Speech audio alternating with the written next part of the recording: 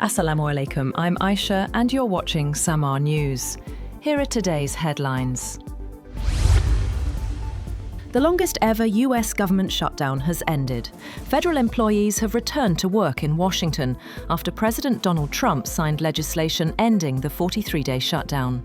The House of Representatives approved the stopgap funding bill late Wednesday, reopening key government services and ensuring back pay for hundreds of thousands of workers.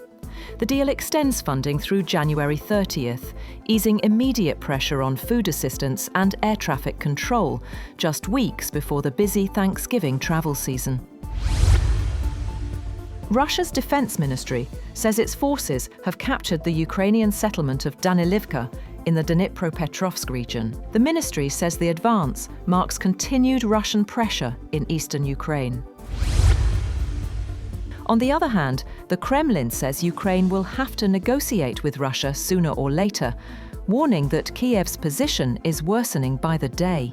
Spokesman Dmitry Peskov said Moscow remains open to talks, but will continue fighting if no political solution emerges. Ukrainian President Volodymyr Zelensky has visited troops fighting in the southeastern Zaporizhzhia region. A short video released on his social media shows him inside a bunker meeting soldiers. Zelensky said he discussed ways to strengthen Ukraine's defences, including staffing and equipment needs.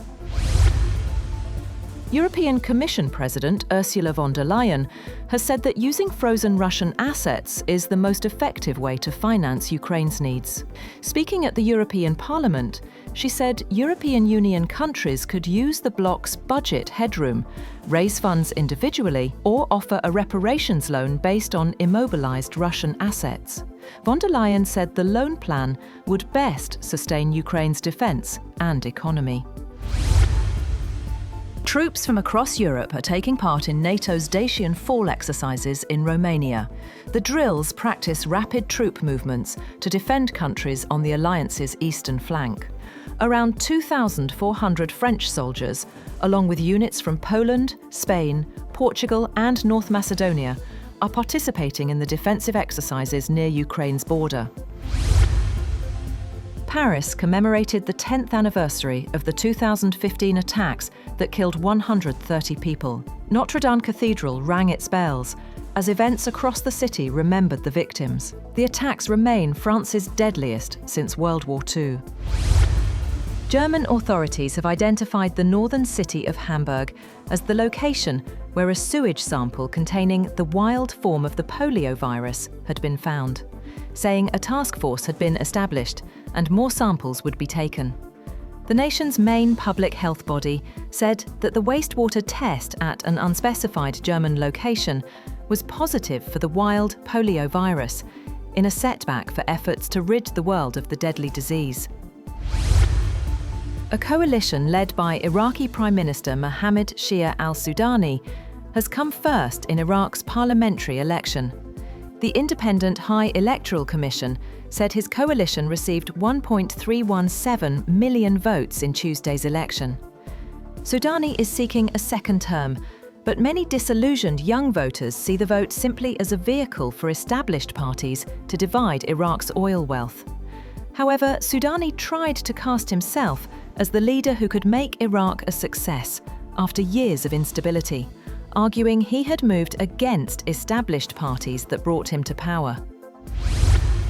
Turkey's defense ministry says its main expectation from a planned international stabilization force in Gaza is for it to provide guarantees that the fragile ceasefire will last.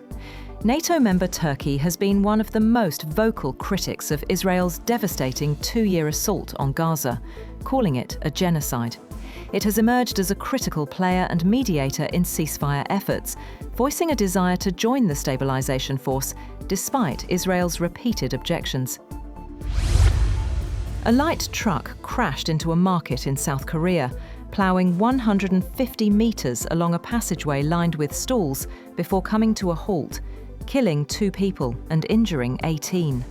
The incident took place at a market located in Bucheon, about 20 kilometers west of the capital, Seoul. 2 people who had suffered cardiac arrest were later confirmed to have died.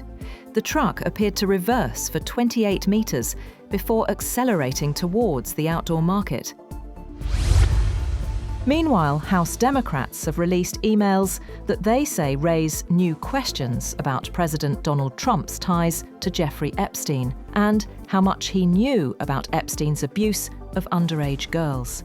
The Democrats released messages between Epstein and author Michael Wolff and Ghislaine Maxwell, a British socialite who is serving a 20-year prison sentence on charges related to her role in facilitating Epstein's sex trafficking.